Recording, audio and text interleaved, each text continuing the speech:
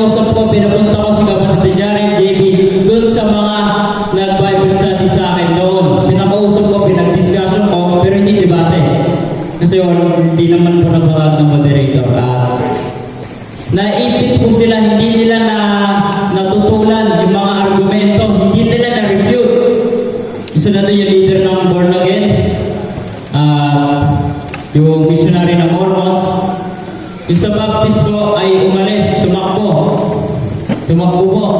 Kasi kilala na siya ng mga ilan na missionary.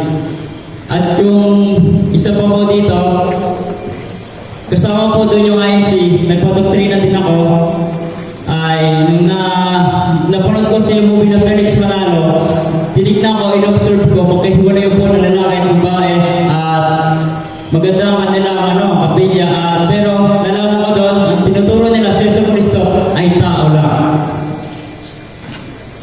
Pero hindi ganun ang tinuturo ng simbahan, lalo na yung dogma ng simbahan. Wala doon sa aral. At hanggang ngayon, nung pagkataas doon ng Catholic Doctrinal Exposition, hanggang ngayon, isa na akong magiting na tagapagtanggol hanggang ngayon ay susumikap at aminin ko, wala pa akong ganong nalalaman at kailangan ko pa ng gabay nila.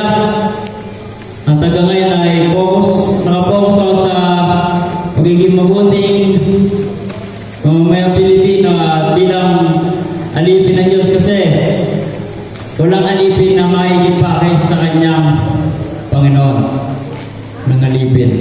Higit takila kaysa sa kanyang Panginoon. At kung baka totoo tayo, masarap sa tao na nagsasabi ng katotohanan. 8:32 ng 1. Ayun lang po mga kapatid. God bless.